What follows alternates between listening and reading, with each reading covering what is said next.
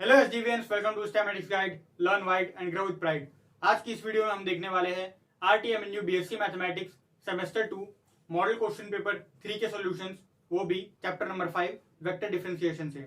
आगे बढ़ने के पहले अगर आप वीडियो में नए हैं तो चैनल को सब्सक्राइब कर दीजिए, लड़का हो या लड़की सब्सक्राइब कर दो जल्दी। तो पहला क्वेश्चन है हमारे पास में, question number 1A, if v vector is equal to omega vector cross r vector then prove that omega vector is equal to half of curl of v vector where omega vector is a constant vector। Text book में, आपकी text book में जो question है इसमें साथ ही में position vector भी specify करके दिया हुआ है, लेकिन एग्जाम में स्पेसिफाई करके नहीं मिलेगा क्योंकि पोजीशन वेक्टर आपको पता होना चाहिए और उसी पे आपके हाफ से 1 मार्क्स रहते हैं वो पता होने पे। ठीक है, तो चलिए अब क्वेश्चन को शुरू करते हैं। छोटा सा क्वेश्चन है, ज्यादा टाइम लगेगा नहीं। लेट, ये लिखना जरूरी है, इस पे हमारे हाफ मार्क्स रहते हैं। Omega vector is equals to omega 1 I cap plus omega 2 J cap plus omega 3 K cap and, और जो हमारा पोजीशन वेक्टर है उसे स्पेसिफाई करना पड़ेगा, एक्स आई कैप प्लस वाई जे cap plus Z k cap. अगर यहाँ पर कैप की जगह पे वेक्टर है तो भी कोई फर्क नहीं पड़ने वाला, दोनों चीजें हमारे सेम नोटेशन, मतलब दोनों चीजें सेम चीज को नोटिफाई करने के लिए यूज होती है जो कि हमारी यूनिट वेक्टर्स है। ठीक है, तो आप यहाँ पर बार लगाओ, कैप लगाओ, सब चलेगा। अब आगे यहाँ पर अच्छा एक सवाल और आएगा मन में कि वी वेक्टर को हमने स्पेसिफाई क्यों नहीं किया। तो देखिए यहाँ पर जो हमारे पास में वी वेक्टर है, वी वेक्टर के साथ में हमको पूरा पूरा काम करना है।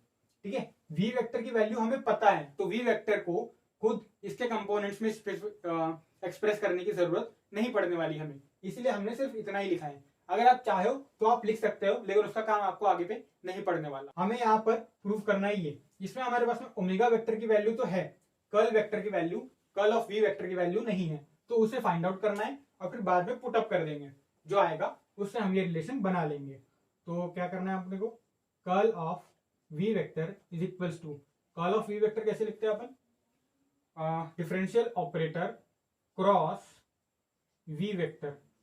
अब वी वेक्टर की वैल्यू क्या है जो कि हमारे पास में गिवन है, omega vector cross R vector.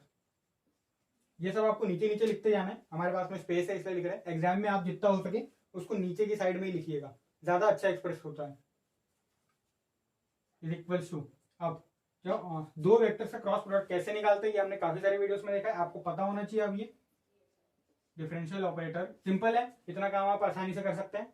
आगे हाँ, यहाँ पर एक चीज और स्पेसिफाई कर दीजिएगा, ये जो स्टेप है जब आप इस स्टेप को लिखेंगे तो सामने में आपको लिखना है फ्रॉम गिवन, या तो फिर आप डायरेक्टली लिख सकते हैं इस रिलेशन को जिसको हमने इस्तेमाल किया है। अगला step, del cross big bracket small bracket W2Z minus omega 3Y into I cap minus omega 1Z minus omega 3X J cap, similarly plus K cap के लिए omega 1Y minus omega 2X K cap and bracket close. अब यहाँ पर इनका भी cross product ले लेना है। तो अब इनके कंपोनेंट्स लिखने के बाद में आपका काम क्या है, बस कैलकुलेट करने का। यहाँ पर मैं डायरेक्टली कर ले रहा हूँ, अगर आपको नहीं आता तो फिर आप स्टेप वाइज कीजिएगा, वैसे आपको स्टेप वाइज ही करना है एग्जाम में। तो अब शुरू करते हैं, del by del x, del by del Y of this term W1Y, और इसको y के रिस्पेक्ट में डिफ्रेंशिएट करेंगे तो सिर्फ W1 ही बचेगा, ओमेगा 1।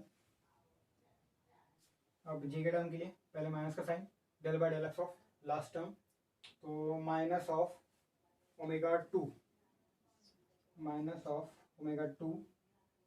फिर और माइनस की साइन आएंगी, del by del Z of first term, ठीक है, minus of omega 2 J cap plus फिर के लिए डेल बाय डेल एक्स, हाँ minus into minus plus omega 3 del by del Y of first term minus into minus becomes plus omega 3 K cap, ऐसा कुछ आ रहा है। अब सबको कंबाइन कर दीजिए, तो 2 omega 1 I cap plus 2 omega 2 J cap plus 2 omega 3 K cap is equals to ये देखिए ये क्या था हमारे पास में ओमेगा वेक्टर, तो ओमेगा वेक्टर की वैल्यू जैसे यहाँ पर पुटअप कर देंगे, 2 कॉमन निकल आएगा, 2 इंटू ओमेगा वेक्टर। अब हमारे पास में कर्ल ऑफ वी वेक्टर की वैल्यू 2 इंटू ओमेगा वेक्टर आ रही है। तो अब आपको क्या करना है, जैसा कि हम हमेशा करते हैं, यहाँ पर बस आपको 1 नाम दे देना है, या फिर आप नहीं देंगे तो भी ठीक है, बस आपको बस ये दोनों रिलेशन को कंबाइन कर देना है। Curl of V vector is equals to 2 of omega vector is equals to direct करके लिख देते हैं क्योंकि ओमेगा वेक्टर हमको लेफ्ट हैंड साइड में चाहिए।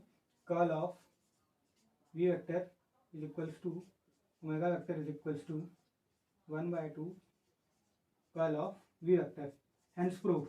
देखिए इतना सा प्रूफ था ये, आपको इसमें ना ज़्यादा कुछ मेहनत करनी है ना कुछ, बस आपको नोटेशंस पता होने चाहिए और आपको एक कैलकुलेशन पार्ट अच्छे से आना चाहिए बस।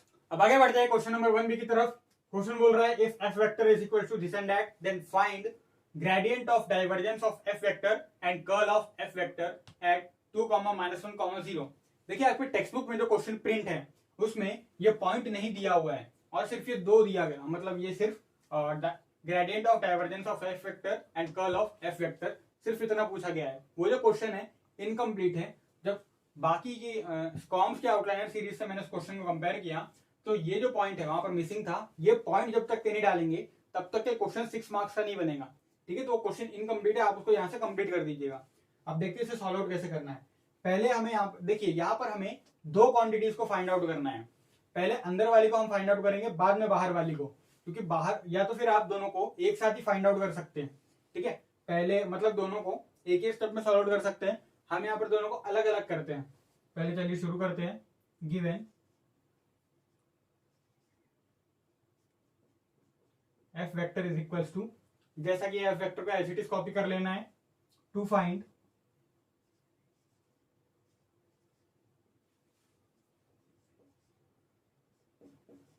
gradient of divergence of f vector and curl of f vector, ये हमें फाइंड आउट करना है। अब क्या है सॉल्यूशन, ये हमें फाइंड आउट करना है। अब चलिए सॉल्यूशन, देखिए इस फॉर्मेट में रिप्रेजेंटेशन अच्छा हो जाता है इसलिए हमने इसको लिखा, बाकी आप डायरेक्ट भी लिख सकते हैं। ये बस given F vector is equal to solution चालू कर सकते हैं आप। इसके बाद में सॉल्यूशन, अब पहले हम जैसे कि मैंने बोल के रखा कि पहले हम डाइवर्जेंस को फाइंड आउट करने वाले हैं। Divergence of F vector is equals to, divergence क्या होता है, अपना जो डेल होता है उसके साथ में क्रॉस प्रोडक्ट, डॉट प्रोडक्ट। यहाँ पर डेल की वैल्यू क्या होती है, I cap del by del X plus J cap del by del Y plus K cap del by del Z dot, यहां से अपना पूरा का पूरा F vector as it is हमें एफ वेक्टर को कॉपी कर लेना है और फिर इन दोनों का डॉट प्रोडक्ट निकालना है।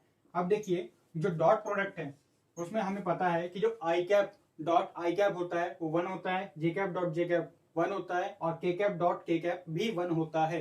अब जब ये चेंज हो जाता है जैसे आई कैप डॉट जे कैप तो ये 0 होता है। क्यों होता है, क्योंकि आपको पता है कि डॉट प्रोडक्ट में कॉस थीटा आता है, कॉस 90 डिग्री 0 होता है, कॉस 0 डिग्री 1 होता है, इसी कारण ये ऐसा होता है। ये आपने पहले से पढ़ रखा है। अब हमें बस डायरेक्टली वैल्यूज को पुटअप करना है, ये आप फिल आउट कर लीजिएगा, ये मैंने ऐसे लिखकर छोड़ा है। अब देखिए यहाँ पर आई कंपोनेंट के साथ में हमें डॉट प्रोडक्ट लेना है, तो ये हमारा हो जाएगा डेल बाय डेल एक्स, इस कंपोनेंट को लिख दीजिए 3x² y minus Z I cap plus del by del Y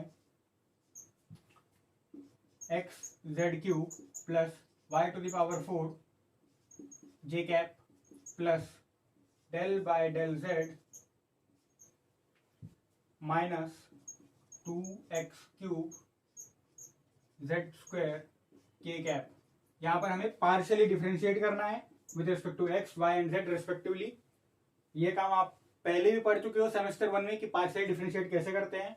जिस वेरिएबल के टर्म में हम पार्शियली डिफरेंशिएट कर रहे हैं बाकी के वेरिएबल्स को ऐसा कांस्टेंट ट्रीट करेंगे, सिर्फ इसको ही हम एज अ वेरिएबल ट्रीट करने वाले हैं। तो यहाँ पर सिर्फ x के रेस्पेक्ट में डिफरेंशिएट कर रहे हैं तो x को एज अ वेरिएबल ट्रीट करेंगे, बाकी का कांस्टेंट, ये कांस्टेंट ट्रीट हो जाएगा। तो 3y एज इट इज, ठीक है, ऐसा कांस्टेंट अपन बाहर पे निकाल लेंगे और जो x स्क्वायर की डेरिवेटिव है वो हो जाएगी 2x, 2 इंटू 3 6, अपने पास में x आ जाएगा और y पहले से है, ये z as a constant treat करेंगे, हो जाएगा 0, 6xy प्लस, अब यहाँ पर भी सेम काम, ये जो है यहाँ पर y का टर्म नहीं है तो ये ऐसा कांस्टेंट 0 हो जाएगा और यहाँ पर y टू द पावर 4 का हो जाएगा 4y³ j कैप प्लस, अब ये यहाँ पर भी सेम चीज, प्लस की जगह माइनस हो जाएगा बस, क्योंकि पहले से हमारे पास में एक माइनस है, डिफरेंशिएट करना है z के रेस्पेक्ट में, -2x³ as it is constant.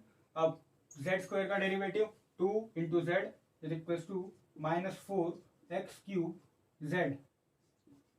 यहाँ तक के क्लियर, यहाँ तक के हमने निकाल लिया डाइवर्जेंस। अब आगे देखते हैं ग्रेडियंट कैसे निकालना है। तो ग्रेडियंट हमें पता है कैसे निकालते हैं, जस्ट डायरेक्टली आपको डेल के साथ में ऑपरेट करवा देना है, ना डॉट लगता है ना क्रॉस लगता है, डायरेक्ट ऑपरेशन।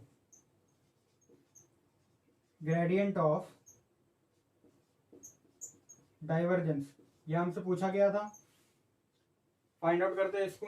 देखिए ये हमें पता ही कैसे निकालते हैं, तो यहाँ पर ज्यादा चीज करने की जरूरत नहीं है। आप यहाँ पर मैं एक स्टेप छोड़ के लिखने वाला हूँ। जैसे कि पहले अपन क्या करते थे कि एक ब्रैकेट में ग्रेडियंट का टर्म लिखा, मतलब जो डेल का टर्म है वो, और फिर अगले ब्रैकेट में स्केलर फंक्शन लिखते थे। हाँ एक चीज और, ये यहाँ पे एक चीज गलत हो गया है, ध्यान दीजिएगा। ये जो हमारा डॉट प्रोडक्ट है ये हमेशा स्केलर क्वांटिटी होता है, वेक्टर नहीं होता।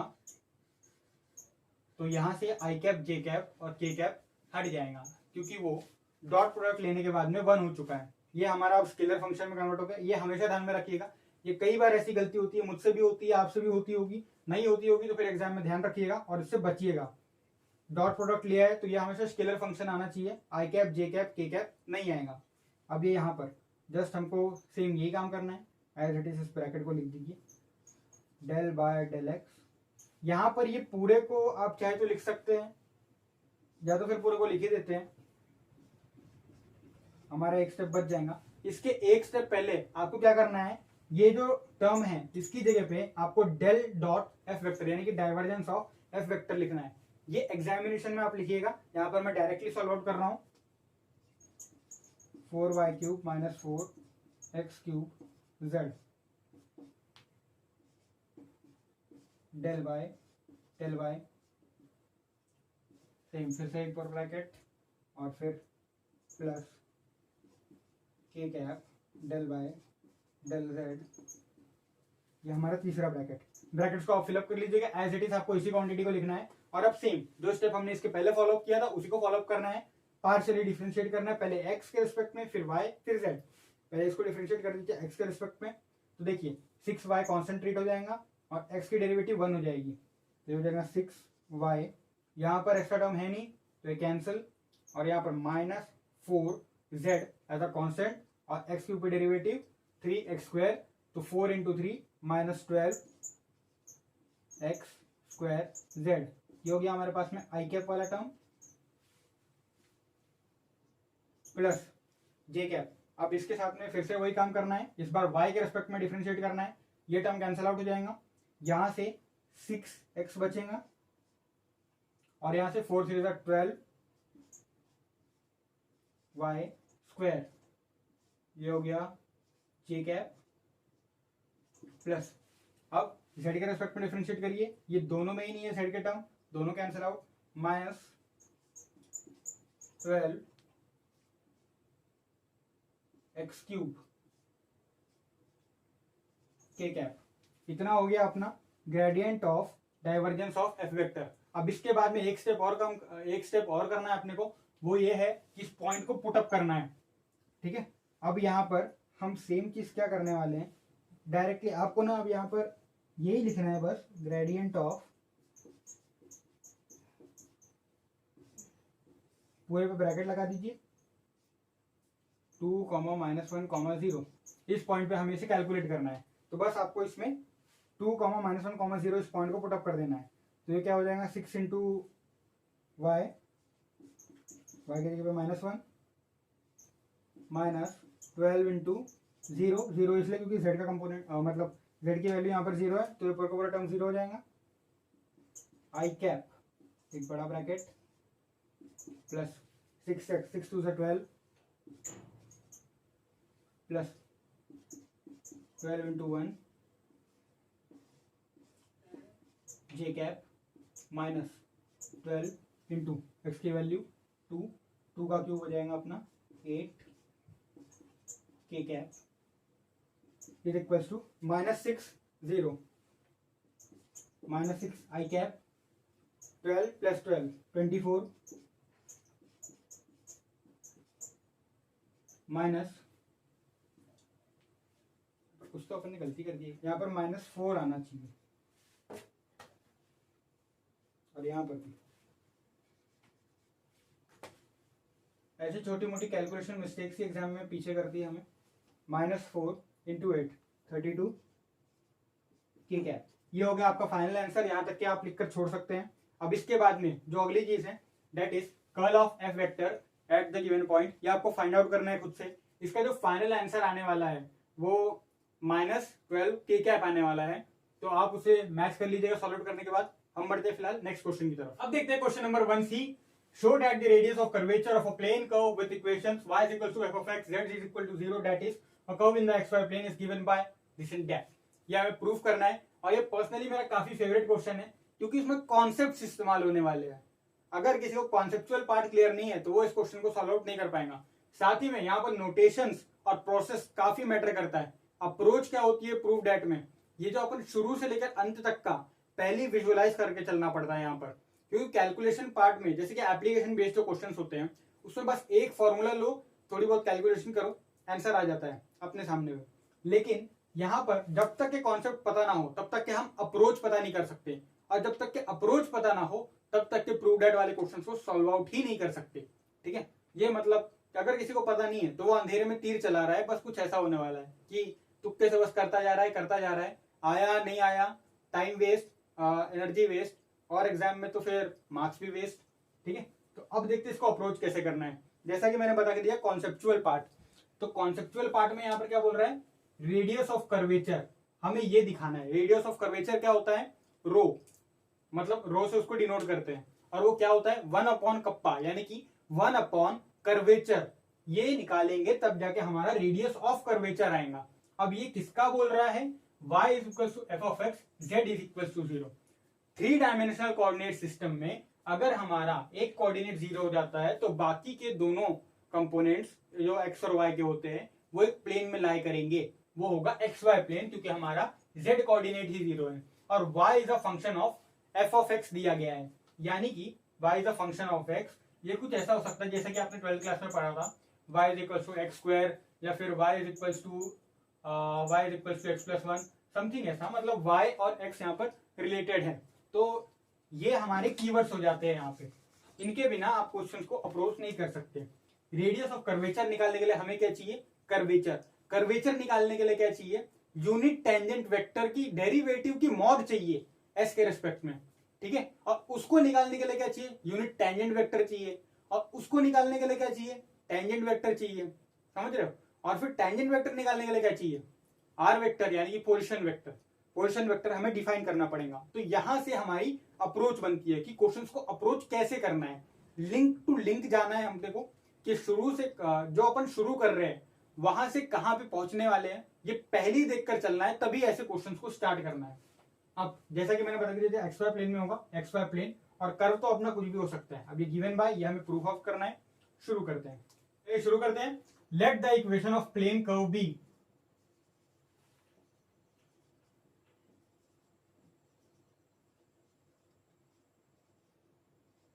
Plane curve in X Y plane. ये लिखना जरूरी हो जाता है क्योंकि हमारा जो फंक्शन है उसे एक्स वाई प्लेन में ही डिफाइन करना है, एक्स वाई प्लेन बी। अब ये प्लेन कर्व है, वेक्टर फॉर्म में कैसे लिखते हैं, एक्स आई कैप प्लस वाई जे कैप प्लस 0 के कैप। द पोजीशन वेक्टर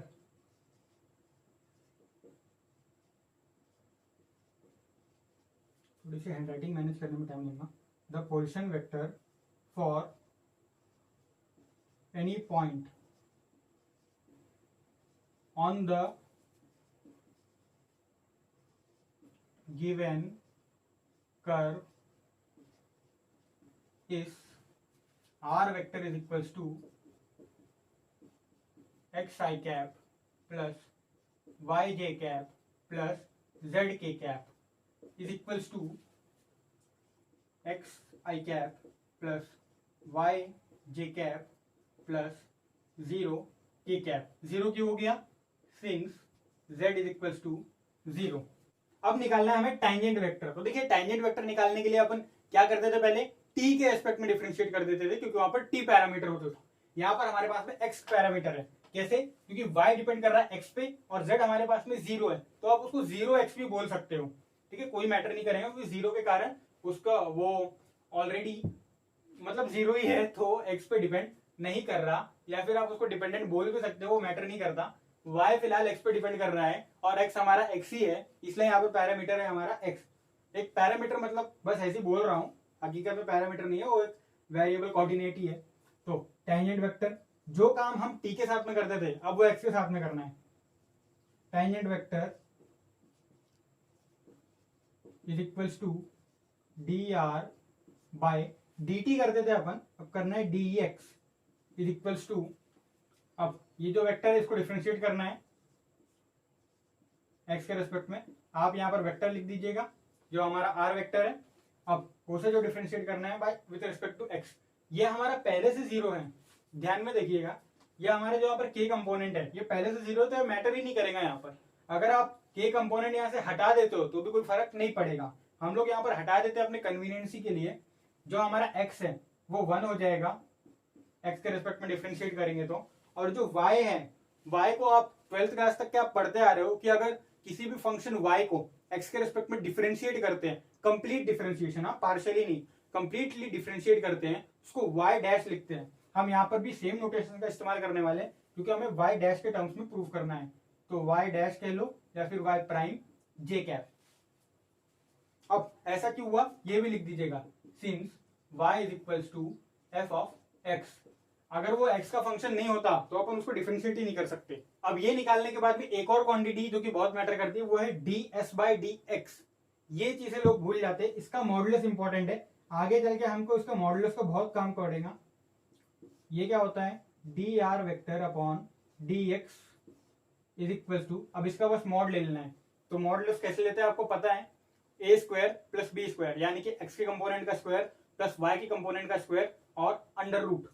यहाँ पर भी सेम वही काम करना है, तो ये हो जाएगा 1, यहाँ पर जो 1 है 1 का स्क्वायर 1, y प्राइम का स्क्वायर।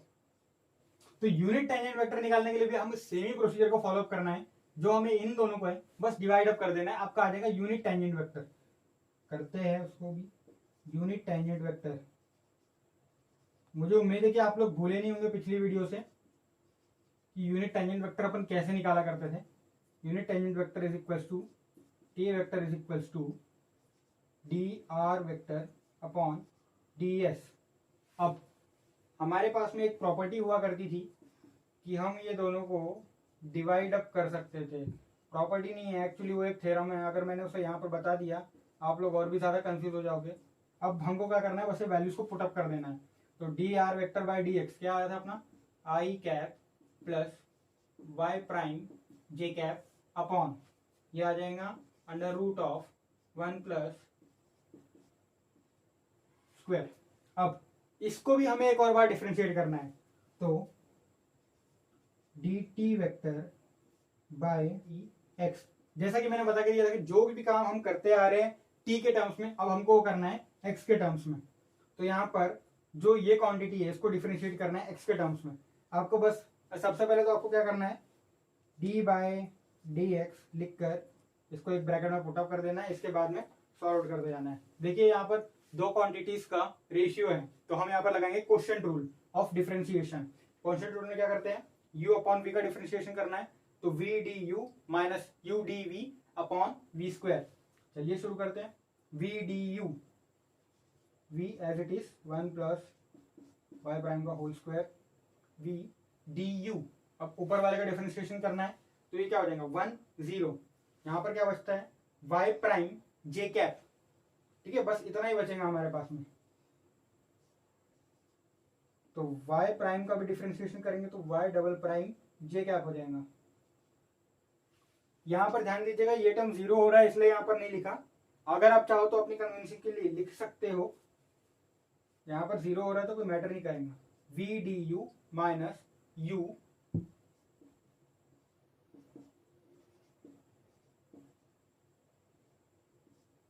dv। अब ये नीचे वाले का डिफरेंशिएशन, ये देखिए ये अपने आप में स्क्वायर रूट में एक टर्म है, तो अगर 1/√x है या फिर सिर्फ √x है तो √x का डिफरेंशिएशन कैसे करते थे, 1/√x dy/dx ऑफ x ऐसा करते थे। सेम वही करना है अपने को, 1/2 √1 प्लस y प्राइम का होल स्क्वायर। अब जो अंदर का टर्म है, ठीक है, चेन रूल लगा के अंदर वाले टर्म्स को भी डिफरेंशिएशन करना है। तो यहाँ पर वेरिएबल क्या है, y प्राइम का होल स्क्वायर है, तो उसको जब अपन डिफरेंशिएट करेंगे तो 2 इंटू वाई प्राइम की जगह पे आ जाएगा, एक तो आएगा y प्राइम, फिर y प्राइम का डिफरेंशिएशन y डबल प्राइम, ऐसा। ये हो गया हमारी इतनी क्वांटिटी, और अपॉन में जो डिनोमिनेटर था उसका होल स्क्वायर, इसका होल स्क्वायर कर देंगे तो ये हो जाएगा 1 प्लस वाई प्राइम का होल स्क्वायर। अब थोड़ा सा सिंप्लीफाई कर लेना है, देखिए कैसे क्या करना है। 2 से 2 कैंसिल आउट हो जाएगा, ये जो है क्रॉस मल्टीप्लाई कर लीजिए, यहां वाले टर्म से 1 प्लस वाई प्राइम का होल स्क्वायर हो जाएगा, हाँ बराबर, 1 प्लस वाई प्राइम का होल स्क्वायर हो जाएगा। ये अंडर रूट कैंसिल आउट हो जाएगा, ये आपने यहाँ पर एलसीएम ले लिया। अब क्या करना है, क्वांटिटीज को मल्टीप्लाई करना है। तो देखिए यहाँ पर जे कैप में क्या क्या बचेगा, 1 plus Y prime whole square into Y double prime J cap, ऐसा बचने वाला है। यहाँ पर माइनस माइनस का क्या होने वाला है, यहाँ से वाई प्राइम और वाई डबल प्राइम आने वाला है, तो माइनस वाई प्राइम और Y double prime I cap,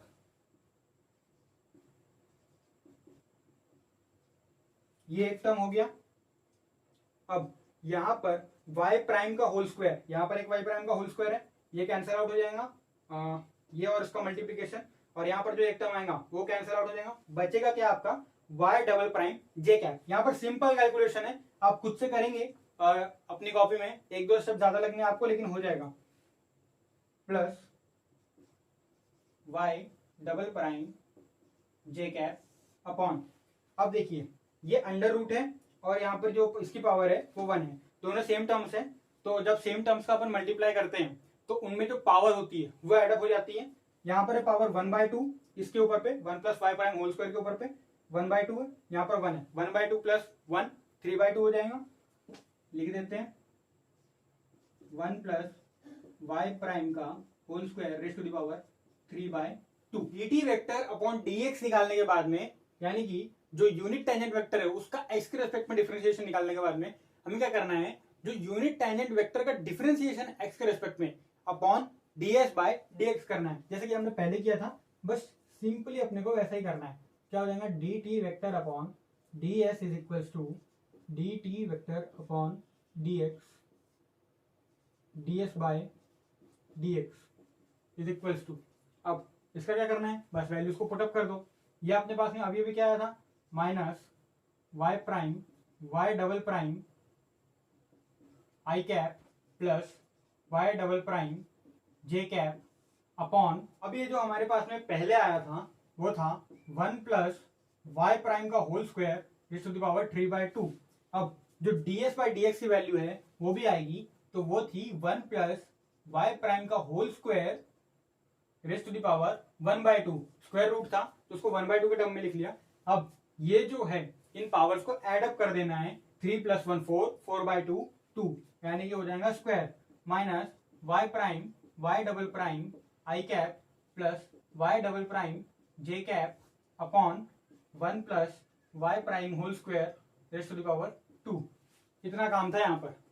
अब आगे अपने को क्या करना है, बस इसका मॉड्यूलस निकालना है, फिर क्वेश्चन लगभग खत्म हो गया। इसका मॉड्यूलस निकाल लेते हैं। इसका मॉड्यूलस क्या होता है, कप्पा इज इक्वल्स टू, इसका मॉड्यूलस निकाल लीजिए। क्या करना है अभी यहाँ पर, बस सिंपल सा काम है। ये जो अपर वाली क्वांटिटीज हैं, और जो पहले तो ये डिनोमिनेटर को सेपरेट कर लीजिएगा दोनों साइड में, ठीक है। ये डिनोमिनेटर सेपरेट करने के बाद में मॉड्यूलस निकालिए, ताकि ये जो आई कंपोनेंट है और जे कंपोनेंट है दोनों को आप बराबर स्क्वायर करके एडअप कर सकें। तो पहले देखते हैं, तो स्क्वायर रूट आ जाएगा, सबसे पहले इसका स्क्वायर करना है, तो Y prime Y double prime का स्क्वायर अपॉन, या तो फिर दोनों के टर्म्स तो सेम ही जाने वाले, रहने देते हैं उसको, वाई डबल प्राइम का square 1 plus Y prime square और इसका भी स्क्वायर हो जाएगा पावर 4 इज इक्वल्स टू, अब यहाँ पे एक चीज दिख रही है, पहले तो ये इसको हटा दो, नीचे वाला टर्म तो डायरेक्टली बाहर आ जाएगा, डिनोमिनेटर अपना डायरेक्टली बाहर आ गया, 1 प्लस वाई प्राइम का whole square raise to the power 2, Y double prime square का कॉमन निकाल लेते हैं, Y double prime square into 1 plus Y prime का whole square is equals to, अब ये जो 1 plus Y prime whole square है, देखिए ये जो हमारे पास में दोनों टर्म्स है ये सिमिलर टाइप के हैं, ये ब्रैकेट से बाहर आने के बाद में इसका स्क्वायर हट जाएगा और स्क्वायर रूट भी कैंसिल आउट हो जाएगा, Y double prime as it is, ये ऊपर पे पावर 1/2 है, इसके ऊपर पे अपॉन में पावर 2 है, 2 माइनस 1/2, 4 माइनस 1 अपॉन 2, एलसीएम लिया अपन ने तो हो जाएगा 3/2, तो Y double prime upon 1 plus Y prime का whole square raise to the power 3/2, ये आया अपने पास में कप्पा। और अब देखिए अपने को जैसा कुछ प्रूव करना था कुछ वैसा वैसा आ चुका है, यहाँ पर एक तो ब्रैकेट नहीं है यार, ब्रैकेट डाल देते हैं जस्ट वैसा सिमिलर टाइप का आ जाएगा। तो अब अपने को क्या पता कर देना है, रेडियस ऑफ कर्वेचर, डायरेक्टली लिख देते हैं radius of curvature is equals to rho is equals to 1 upon kappa, बस रेशियो निकाल लेना है, इन्वर्स कर दीजिए इस पूरी क्वांटिटी को, एज इट इज लिख देते हैं जैसा क्वेश्चन में पूछा गया है, 3/2 अपॉन वाई डबल प्राइम, ये आ गया हमारे पास में आंसर, हेंस प्रूव्ड। अच्छा क्वेश्चन था ये, मैथमेटिक्स में अगर कोई क्वेश्चन सोचने में मजबूर करता है तो उसको डिफिकल्ट क्वेश्चन नहीं बोलते, अच्छा क्वेश्चन है। अगला क्वेश्चन है हमारा question number 1D, given that the space curve is this and that, find the curvature and the torsion. ठीक है, तो अब हमें कर्वेचर और टॉर्शन फाइंड आउट करना है। कर्वेचर फाइंड आउट करने का प्रोसीजर हमने पिछले क्वेश्चन में ही देख लिया था, टॉर्शन का थोड़ा सा लंबा हो जाएगा, ये क्वेश्चन काफी लंबे जाते हैं, 3 से 4 पेज तक के इसके सॉल्यूशन होता है, साथ में कैलकुलेशन वर्क भी काफी होता है और एक तो इनके फॉर्मुलेस भी काफी कंफ्यूजन हो सकता है। तो अगर ऐसा क्वेश्चन आपको एग्जाम में मिलता है अवॉइड इट, छोड़ दीजिए, या फिर अगर करना ही है तो एकदम आखिरी में कीजिएगा। ठीक है, काफी लंबा प्रोसीजर है इसका, आपका टाइम भी वेस्ट जाएगा, साथ में छोटी सी भी कैलकुलेशन मिस्टेक आपके पूरे क्वेश्चन को मतलब पूरी मेहनत को बर्बाद कर सकती है, क्योंकि देख सकते हैं जितने भी रिलेटेड स्टेप्स है इसमें सारे के सारे इंटरलिंकेज होते हैं, आर वेक्टर, फिर D R by D S vector, D x vector, D T vector, ऐसा करके वो वेरी होते जाता है और सबके सब इंटरलिंकेज होते हैं, यानी कि अगर एक छोटी सी कैलकुलेशन मिस्टेक हो जाती है कहीं पर भी, उसके बाद की पूरी मेहनत बर्बाद हो जाएंगी। अब देखिए ये सिमिलर टाइप का क्वेश्चन हमने मॉडल क्वेश्चन पेपर 2 में भी देखा था, तो उसमें हमने पता कर दिया था कि वो क्वेश्चन में कुछ तो भी झोल है, भले ही उसको सॉल्व आउट कर लिया था, आंसर भी मैच आउट हो गए थे, बट उसमें कुछ तो भी गलत था, आंसर्स तो वहां पर मैच हो रहे थे लेकिन जो प्रोसीजर था वो थोड़ा सा गलत हो रहा था, तो उसमें मतलब कुछ तो गलती है वहां पे, तो इसलिए आप उस क्वेश्चन का solution directly as it is copy मत कीजिएगा। अगर आपको खुद से करना है तो आप अटेम्प्ट कीजिए, लेकिन अगर आप जो सोल्यूशन हमने प्रोवाइड किया है उसके भरोसे मत जाइएगा। अब यहाँ पर जो सोल्यूशन है ये बिल्कुल करेक्ट आया हमारे पास में, चलिए शुरू करते हैं।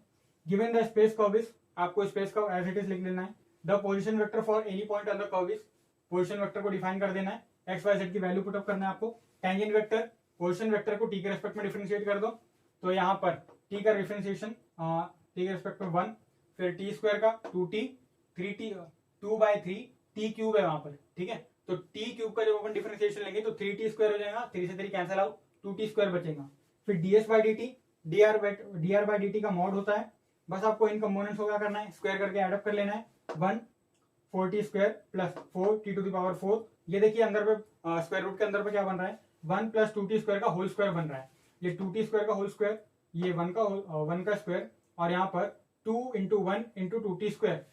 ठीक है, तो आप यहाँ से बाहर निकाल लीजिएगा उसको, फिर बाद में यूनिट टेंजेंट वेक्टर, तो अपन कैसे करते हैं, D R vector upon D S vector, sorry D S, और फिर थोड़ा सा और जैसा कि मैंने पिछले क्वेश्चन में बता कर दिया था आपको, वो अपॉन में डी टी। अब वो क्या होता है वो मैं यहाँ पर बता के आपको कंफ्यूज नहीं करना चाहता, उसके बाद में बस आपको जस्ट यहाँ पर एज इट इज वैल्यूज को पुटअप करते जाना है, D R by D T की वैल्यू आपको पहले पुटअप कर देना है, फिर बाद में D S by D T की। अब इसका भी हमें एक और बार डिफरेंशिएशन लेना है टी के रेस्पेक्ट में, सेम प्रोसीजर हम पिछले क्वेश्चन में क्या कर रहे थे, एक्स के रेस्पेक्ट में कर रहे थे, क्योंकि वहां पर एक्स एज अ पैरामीटर था, यहाँ पर टी पैरामीटर है। अब यहाँ पर टी के रेस्पेक्ट में हम डिफरेंशिएशन लेना है यूनिट टेंजेंट वेक्टर का। देखिए यहाँ पर जो क्वांटिटी जो हमारी वैल्यू है वो फ्रैक्शन में आ रही है, हम ऐसे टाइम पे क्या करते हैं u बाई वी यानी कि क्वोशिएंट रूल लगाते हैं, क्वेश्चन टू लगा दीजिए वी डी यू, ठीक है, V as it is U, upper का डिफरेंशिएशन, तो आई का मतलब आई कैप का जो कंपोनेंट है 1 है, वो हो जाएगा डिफरेंशिएट करने के बाद में 0, इसलिए यहाँ पर नहीं लिखा गया। आप चाहो तो लिख लेना अगर टाइम है तो, वैसे तो उतना टाइम मिलता ही नहीं है आपको। फिर 2t का डिफरेंशिएशन 2, फिर 2t स्क्वायर का differentiation 4t minus V D U minus U D V, ठीक है, तो u यानी कि numerator as it is constant और फिर डेरिवेटिव ऑफ डिनोमिनेटर, तो 1 का 0, 2t स्क्वायर का 4t, अब जो डिनोमिनेटर है उसका होल स्क्वायर। अब यहाँ पर बस आपको सिंप्लीफाई कर लेना है, यहाँ से मल्टीप्लाई करना है और जो कंपोनेंट्स हैं उनके करस्पॉन्डिंग जो क्या बोलते हैं उसको यार, कोएफिशिएंट्स हैं, ठीक है, उनको बस सम आउट कर लेना है। यहाँ पे देखिए, यहाँ से आपको आई कैप के लिए क्या मिल जाएगा, यहाँ पर तो आई कैप वाला टर्म है ही नहीं तो टेंशन नहीं, माइनस 40 आई कैप, ये 40 यहाँ पर साइड में लिखा है, मल्टीप्लाई करेंगे तो माइनस 40 आई कैप हो जाएगा। यहाँ से जे कैप के लिए कंपोनेंट क्या मिलेगा, 2 प्लस 4t स्क्वायर यहाँ पे मिला, और यहाँ पर माइनस 8t स्क्वायर, तो 4 माइनस 8 माइनस 4 हो जाएगा, 2 minus 4t square J cap plus और 4t, यहाँ से 4t plus 8t to the power cube, t का क्यूब, फिर 40, हाँ ये कैंसिल आउट हो जाएगा, बस बचेगा वहाँ पर 4t के कैप। अब ये जो डिनोमिनेटर है यहाँ पर हमारे पास में पहले से 1 प्लस 2t स्क्वायर था, एक और आ जाएगा डिफरेंशिएट करने के बाद में, हमने लिख दिया पहली स्क्वायर के फॉर्म में। अब then dt vector upon ds vector, जैसा कि पिछले क्वेश्चन में अपन कर रहे थे सेम वही प्रोसीजर फॉलो अप करना है।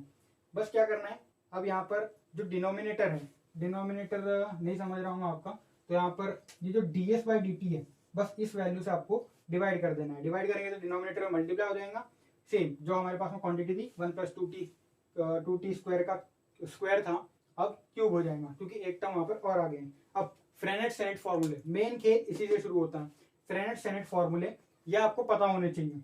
यहाँ तक तो चलो ठीक है, ये तो प्रोसीजर का पार्ट है ये, लेकिन आपको पता ही होना चाहिए, इसके बेसिस पे प्रूफ भी है। ये क्या बोल रहा है, dt vector by ds is equal to kappa into N vector. यहाँ पर एन वेक्टर क्या है, प्रिंसिपल नॉर्मल वेक्टर, और टी वेक्टर क्या है, यूनिट टेंजेंट वेक्टर। यहाँ पर जो प्रिंसिपल नॉर्मल वेक्टर है वही आपका यूनिट नॉर्मल वेक्टर भी है, इसलिए उसका जब अपन मॉड लेते हैं तो हमेशा 1 आएगा। किसी भी यूनिट वेक्टर की जो मॉडुलस वैल्यू होती है यानी कि एब्सोल्यूट वैल्यू होती है वो हमेशा 1 आती है। नेक्स्ट, अब हमने क्या किया है, यहाँ पर दोनों साइड में मॉडुलस ले लिया है। ये कप्पा आपको पता ही चल गया होगा कि पिछले क्वेश्चन से कि ये क्या है, ये अपना कर्वेचर ही अपने को फाइंड आउट करना है। dt vector by ds vector की वर्ड की वैल्यू है हमारे पास में नहीं है तो चलो कोई बात नहीं, उसको अपन फाइंड आउट कर लेंगे आगे चल के। बस सेम हमें जो फाइंड आउट इसका बस मॉडुलस ही निकालना है, वो जैसे निकल जाता है तो हमारी कप्पा की वैल्यू आ जाएंगी। dt वेक्टर बाय ds निकालने के बाद में जस्ट हमें उसका मॉड निकाल देना है और हमारा कर्वेचर तैयार है। तो देखिए मॉड निकालने के लिए क्या किया गया हमने, पहले तो सारे कंपोनेंट्स के कोएफिशिएंट्स का स्क्वायर का सम ले लिया, उसको अंडर रूट में डाल दिया गया, और ये हमारा बाहर पर रहेगा। ये क्यों रहेगा आपको पता है, पिछली बार भी हम इसका स्क्वायर करेंगे फिर रूट में डालेंगे तो भी हमारे पास में सेम क्वांटिटी बाहर पे आने वाली है। अब जब ये जो हमारा अंदर का जब आप सॉल्व करेंगे न्यूमरेटर का स्क्वायर रूट के अंदर का, तो आपको मिलेगा 4 into 1 plus 2t to the power 2t square का ये पूरे का होल स्क्वायर। जब बाहर निकालेंगे तो एक पावर में आ जाएगा और 4 का जो स्क्वायर रूट होगा 2 आ जाएगा, तो 2 हमारा एज इट इज आ गया। और जो हमारा एक टर्म आ रहा था सिमिलर टाइप का वो हमने डिनोमिनेटर से कैंसिल आउट कर दिया। अब हमें निकालना है टॉर्शन। इस टॉर्शन का काम असल में काफी लंबा है, इसमें काफी ट्विस्ट भी है, आपको बता कर देते क्या क्या ट्विस्ट है। तो पहले तो जो हमने इसके पहले फ्रेंड सेंट फॉर्मूले को इस्तेमाल किया था उसी को अप्लाई कर दिया बिना मॉडुलस के नॉर्मल निकालने के लिए। जब हमारे पास प्रिंसिपल नॉर्मल आ गया ऐसा, ठीक है, तो उसके बाद में हमें निकालना पड़ा बाय नॉर्मल। बाय नॉर्मल निकालने के लिए क्या किया, unit tangent vector cross principal normal vector. अब जब अपन ने इसका क्रॉस आउट लिया तो देखिए कितना भयंकर टर्म आ रहा है। इसीलिए मैं कह रहा था कि ये क्वेश्चंस काफी लंबे होते हैं। अगर आपको इन्हें सॉल्व आउट भी करना है एग्जाम में तो भी मैं गारंटी से कहता हूं, अगर ऐसा टॉर्शन और कर्वेचर दोनों का क्वेश्चन आ गया और ठीक ठाक यहाँ पर एक्स वाई जेड की वैल्यू नहीं है, ऐसी कॉम्प्लेक्स फॉर्म में है, तो आपको मिनिमम आधा घंटा तो लगेगा ही लगेगा। इतनी इसमें कैलकुलेशन पार्ट है, ठीक है। और आधा घंटा काफी मैटर करता है क्योंकि 20 मिनट ही होते हैं आपके पास में, तो एक सिक्स मार्कर के लिए। अब यहाँ पर देखिए इस पर्टिकुलर मैट्रिक्स को हमें सॉल्व आउट करना पड़ेगा, डिटर्मिनेंट को। जब हमने सॉल्व आउट किया तो हमारे पास में ये आ रहा है। जब आप ये खुद से सॉल्व आउट करेंगे तो ये अपने आप में आधा पेज का क्वेश्चन तैयार हो जाएगा। मल्टीप्लीकेशन कैलकुलेट प्लस माइनस, और जब उसको सिंप्लीफिकेशन करोगे तब अपने आप में वो कुछ 3 से 4 लाइन का तो कम से कम तैयार हो ही जाएगा। खैर वो यहाँ पर सिंप्लीफाई करने के बाद में हमारे पास में ये टर्म आ रहा है। अब डीवी वेक्टर बाई dt ये अपन क्यों निकाल रहे हैं, ये आपको अगली स्लाइड में पता चलने वाला है, क्योंकि हमें एक और फ्रेंड सेनेट फॉर्मूले का इस्तेमाल करना है। 2 होते हैं ना अपने पास, पहला वाला इस्तेमाल कर लिया, दूसरा वाला बचा है टॉर्शन निकालने के लिए। टॉर्शन वालने के लिए अपने को डीवी वेक्टर बाई dt निकाले, अपन ने क्या किया है, बस इसी को डिफरेंशिएट कर दिया है। 2t स्क्वायर का डिफरेंशिएशन 4t, ये अंदर वाला माइनस 2t का, एक मिनट, हाँ बराबर है। असल में यहाँ पर क्या है कि क्वेश्चन रूल लगाया है ना हमने, इसीलिए ऐसा है। तो क्वेश्चन रूल लगाने के बाद में आपका ये टर्म आएगा, फिर डीवी वेक्टर बाई ds, आपको क्या करना है, ds बाई dt से बस डिवाइड अप कर देना है, सेम इसी को। तो पहले हमको पता है कि ds बाई dt क्या है, क्यों फालतू में एक और स्टेप खर्चा करना, इसलिए बस उसका क्यूब कर दिया अपन ने। अब अगली स्लाइड, तो dv vector by ds calculate करने के बाद में अब हमें कैलकुलेट करना है minus of torsion N vector. ये क्यों अपन कैलकुलेट कर रहे हैं, क्योंकि हमारा जो अगला फ्रेंड सेनेट फॉर्मूला है उसमें ये हमें काम देने वाला है। देखिए जब अपन ने एन वेक्टर की वैल्यू पुट अप की, तो ये जो माइनस वाले टर्म्स है जस्ट हमें उससे मल्टीप्लाई करके सबको प्लस में कन्वर्ट कर देना है। ठीक है, ये मतलब जो फ्रंट टर्म अपना माइनस में था, जो आई कंपोनेंट वाला टर्म माइनस में था, वो प्लस में हो जाएगा और डिनोमिनेटर सेम। अब हमें लगाना है दूसरा वाला फ्रेंड सेनेट फॉर्मूला। वैसे अगर ये आप नहीं भी लगाते तो भी आपका यहाँ पे मतलब क्या बोलते हैं, अगर आप ये नहीं भी करते तो भी आपको आगे चल के कोई दिक्कत नहीं आती, लेकिन कैलकुलेशन मिस्टेक ना हो उसको अवॉइड करने के लिए ये हमने पहले कर लिया, ताकि अपने को बस डायरेक्टली वैल्यूज को पुटअप करना रहे। डीवी वेक्टर बाय डीएस अपन ने पहले कैलकुलेट कर लिया था, minus torsion of N vector अपन ने अभी कैलकुलेट कर लिया। अब दोनों साइड में मॉडुलस ले लीजिए, dv vector by ds vector की वैल्यू का मॉडुलस ले लिया अपन ने, वो आपको पिछले स्लाइड में मिल जाएगी। बस मॉडुलस कैसे लेते हैं ये भी आपको पता है। अब यहाँ पर है मोस्ट टिगड़म स्टेप, एकदम ट्रिकी स्टेप ये है। इसके पहले अपन ने क्या किया था, कर्वेचर निकालने के लिए जो मॉडुलस ऑफ एन वेक्टर था उसको अपन ने 1 लिया था। क्यों लिया था, क्योंकि अपने पास में एन वेक्टर की वैल्यू नहीं थी। अब अपने पास में एन वेक्टर की वैल्यू है तो हम उसको 1 नहीं लेंगे, बल्कि इस एन वेक्टर को इस एन वेक्टर का मॉडुलस लेंगे, लेकिन मॉडुलस की वैल्यू 1 पुटअप नहीं करेंगे, बल्कि जो पैरामेट्रिक फॉर्म में अपने को वैल्यू मिली है वो पुटअप करेंगे। जैसे कि एन वेक्टर की वैल्यू, इसका अपन ने मॉडुलस निकाला, यहाँ पे 1 पुटअप नहीं करना, क्योंकि अगर आप यहाँ पर भी 1 पुटअप कर दोगे ना तो ये क्या हो जाएगा, torsion is equals to directly DV vector upon DS आ जाएगा, ये गलत हो जाएगा आपका। इसलिए यहाँ पर 1 पुटअप नहीं करना है, बल्कि पैरामेट्रिक वैल्यू जो आपकी आई है उसके टर्म्स में पुटअप करिए। अब सिंप्लीफाई करने का काम है, ये सिंप्लीफाई तो आप खुद से ही कर सकते हो। ठीक है, 16t टू द पावर 4, ये एक कैंसिल आउट हो जाएगा, एक ये कैंसिल आउट। अब देखिए ये स्क्वायर के फॉर्म में लग रहा है आपको, मुझे तो लग रहा है 4t स्क्वायर का ये होल स्क्वायर है, ठीक है, और ये 2 का स्क्वायर है। अब 2 इंटू 4 इंटू 2 यानी कि 4 2 8, 8 2 16 और t square as it is. तो अब ये क्या बोलते हैं, 4t स्क्वायर प्लस 2 का होल स्क्वायर है, उसको ब्रैकेट से निकाल के अपन ने एज इट इज लिख दिया, 1 प्लस 2t स्क्वायर। सेम यहाँ का जो न्यूमिनेटर है सेम जैसा अपन ने यहाँ पर सिंप्लीफाई कर लिया, सेम उसी साइड में भी एज इट इज सिंप्लीफाई करना है। ये कैलकुलेट हो गया, मतलब कैंसिल आउट हो गया। अब ये 2t स्क्वायर प्लस 1 का होल स्क्वायर है यहाँ पे। अब यहाँ पे आपको कुछ चीज दिख रही है कॉमन, एक तो मेरे को डिनोमिनेटर में कुछ कॉमन दिख रहा है, यहाँ पे ब्रैकेट क्लोज हो जाएगा। एक तो मेरे को डिनोमिनेटर में एक टर्म कॉमन दिख रहा है, और ये देखिए ये जो न्यूमिनेटर है ना, यहाँ पे जब आप 2 कॉमन निकालेंगे तो न्यूमिनेटर भी कैंसिल आउट हो जाएगा, यानी कि टॉर्शन इज इक्वल टू आ जाएगा 2/1 प्लस 2t स्क्वायर का होल स्क्वायर। नोटिस करने वाली बात यह है कि इस क्वेश्चन में कर्वेचर और टॉर्शन दोनों ही इक्वल आ रहे हैं। जब आप इतना करोगे तब आपको 6 मार्क्स मिलेंगे। देखिए मैं एज अ मेंटर आपको रिकमेंड करता हूं कि आप ये क्वेश्चन को एग्जाम के लिए प्रिपेयर अगर आप कर लेते हैं तो बहुत अच्छी बात है, लेकिन एग्जाम में इस क्वेश्चन को या ऐसे टाइप के क्वेश्चंस को लेकर मत बैठिएगा। अगर सिर्फ आपको आता है prove the friend senate formulas, जो कि आपके टेक्स्ट बुक में गिवन है, आधा 1 पेज लगेगा या फिर मैक्सिमम 2 पेज लगेगा, वो इजी है, वो आप करके जाइए। लेकिन ऐसा कर्वेचर टॉर्शन ऐसे क्वेश्चंस को मत रखिए एग्जाम के लिए, ये काफी लेंदी है, कैलकुलेशन मिस्टेक थोड़ी सी भी हुई तो आपका 6 मार्क्स चले जाएगा। और एग्जाम में एक एक मार्क्स मैटर करता है। यूनिवर्सिटी लेवल पे जो गोल्ड मेडल की लिस्ट निकलती है तो उसमें एक एक मार्क्स से लोग मेरिट में रह जाते हैं, इसीलिए, और एक एक मार्क्स से तो लोगों के बैकलॉग लग जाते हैं। रिसेंटली सेम 1 के रिजल्ट में ऐसा ही हुआ है। इसीलिए ऐसे क्वेश्चंस को एग्जाम के लिए मत रखिएगा। और मान लो कि अगर आपके पास में कोई चॉइस ही नहीं है, कुछ बच ही नहीं रहा, तो ऐसे क्वेश्चन को एकदम लास्ट में सॉल्व आउट कीजिए जब पूरा पेपर हो जाए तब। अगला क्वेश्चन है क्वेश्चन नंबर 5.a, 1.5 मार्क्स के लिए। Find the directional derivative of phi, scalar function phi at 2, -1, 1 in the direction of y axis. अब ये भी थोड़ा सा बेसिक लेवल का क्वेश्चन है।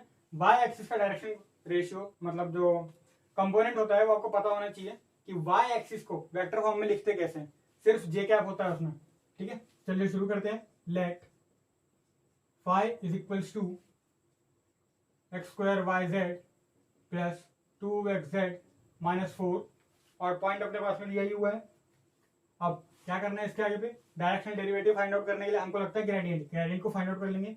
Grade of phi is equals to I cap del phi by del X plus J cap del phi by del Y plus K cap del phi by del Z. अब इसके अगले step में आपको क्या करना है, phi की value put up करके आपको इसको एक और बार लिखना है। मैं वो स्टेप छोड़ रहा हूं, मैं डायरेक्टली अगली स्टेप लिख रहा हूं। I cap del phi by del X, X के components 2xyz plus 2z I cap plus Y के रेस्पेक्ट में differentiation X square Z J cap plus X square Y plus 2x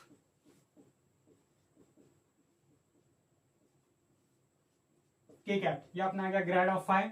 अब इसको क्या करना है, एट 2, -1, 1 पता लगाना है। तो grad of phi 2, -1, 1 is equal to, बस आपको यहाँ पर पॉइंट्स को पुटअप कर देना है। 2, -1, 1। आप यहाँ पर वैल्यूज को पुटअप करके कीजिएगा, कहीं गलती ना हो जाए। मैं यहाँ पर डायरेक्टली कर रहा हूँ।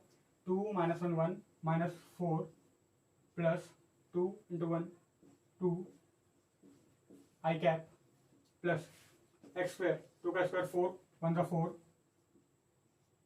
जे cap plus X square Y plus 2x है ना, हाँ 2x एक्स स्क्वायर 4 × -4 प्लस 2 × 4 के कैप -4 प्लस 2 -2 आई कैप प्लस 4 जे कैप प्लस 0 के कैप। अब directional derivative in the direction of y axis find out करना है। तो देखिए वाई एक्सिस का जो वेक्टर फॉर्म होता है वो आपको पता होना चाहिए, जे कैप होता है, ये पता होना यहाँ पर जरूरी है। The directional derivative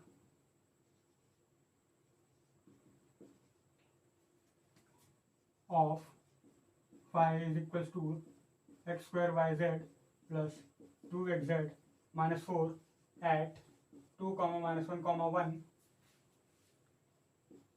in the direction of y axis, that is vector b vector लिख देते हैं इसको, b vector is equals to grad of phi dot unit vector of b vector. तो वेक्टर अपॉन इट्स कंपोनेंट होता है। यहाँ पर जो ग्रेड ऑफ फाई है इसकी वैल्यू अपने को बस लिख देनी है और डॉट प्रोडक्ट निकालने का काम है बस। 4 जे कैप प्लस 0 के कैप, ये ओके नहीं है, ये 0 के कैप है, डॉट यहाँ पर J cap upon modulus of J cap. देखिए जब ये जे कैप के साथ में अपन डॉट कंपोनेंट रहे हैं तो यहाँ पर आई कैप का कंपोनेंट 0 है और के कैप का कंपोनेंट भी 0 है। 0 × -2 0, 1 × 4 4, 0 × 0 0 अपॉन, अब ये यूनिट वेक्टर होता है, मॉडुलस आ जाएगा 1 आ गया 4। ये होगी अपनी directional derivative of phi is equal phi in the direction of y axis, जो कि आ रहा है अपने 4, क्लीन बोल्ड। नेक्स्ट क्वेश्चन, अगला और आखिरी क्वेश्चन है हमारा, question number 5b। Prove that curl of gradient of phi is equal to null vector. देखिए आपकी टेक्स्ट बुक में ना सिर्फ 0 लिखा है, लेकिन जब हम किसी दो वेक्टर का क्रॉस प्रोडक्ट लेते हैं तो वेक्टर फॉर्म में आना चाहिए, यानी कि नल वेक्टर होना चाहिए, सिर्फ 0 नहीं होना चाहिए। तो आप सही कर लीजिएगा।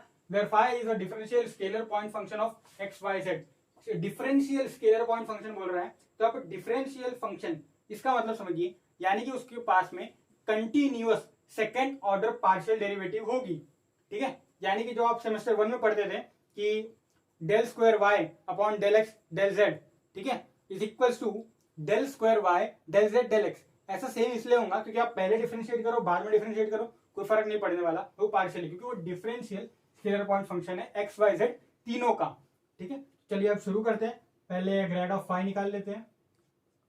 Grade of phi is equals to, काफी इजी है यार, ये क्या क्या करना पड़ रहा है मेरे को, del phi by del x I cap plus, ये आपको पता ही होगा कि एक स्टेप मतलब कैसे लिखते हैं हम। ये पहले फाई को अलग लिखा करते हैं और जो डेल है उसको अलग लिखा करते हैं। मैं दोनों को एक साथ ही लिख ले रहा हूँ, टाइम कम रहता है एग्जाम में। Del phi by del y J cap plus del phi by del z k cap. अब आगे भी क्या करना है, इससे कर्ल निकाल लेना है। कर्ल के लिए क्या लगता है, क्रॉस प्रोडक्ट, वो मेरे को पता, मतलब आपको पता होना चाहिए कि वो कैसे निकालते हैं। आई कैप जे कैप के कैप। अब पहले क्या करना है अपने को, डेल वाई डेल एक्स लिखना है। Del Y del x, del Y del Y, del Y del Z, फिर del phi by del x, del phi by del Y, del phi by del Z. बढ़िया, ऐसा is equal to, अब यहाँ पर बस आपको क्रॉस प्रोडक्ट के method से सॉल्व कर लेना है। डेल वाई डेल फाई, देखिए यहाँ पर ये ऑब्वियस सी चीजें है जिसके लिए एक स्टेप हम जाया क्यों करें, 1.5 मार्क का क्वेश्चन है। आप इसे यहाँ पर डायरेक्टली लिख सकते हैं, del square phi upon del Y del Z. हाँ, del Y del Z minus del square phi bye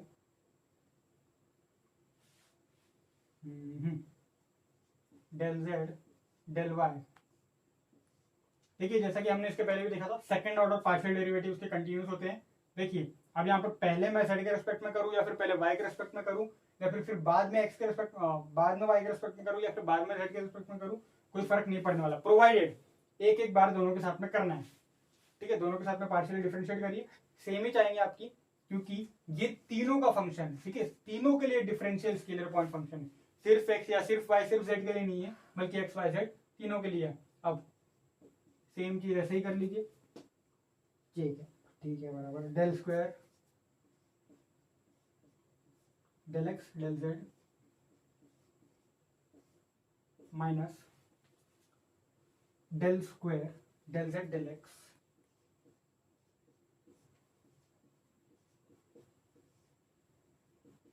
plus K cap del square X Y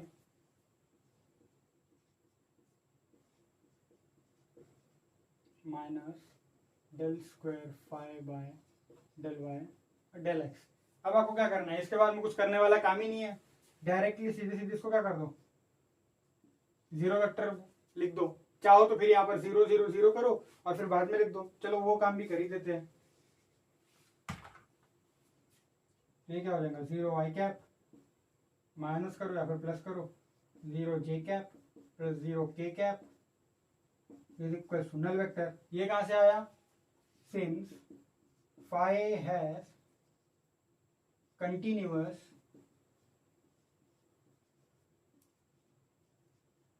second order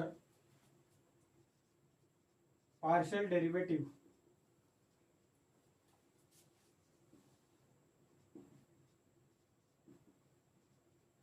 that is, क्या करना है, इन दोनों को इक्वेट कर दो, del square phi upon del Y del z is equal to del square phi upon del Z del y ETC। सारे के सारे लिखने की जरूरत नहीं है, इतने से काम हो जाएगा अपना, क्वेश्चन खत्म, क्लीन बोल्ड।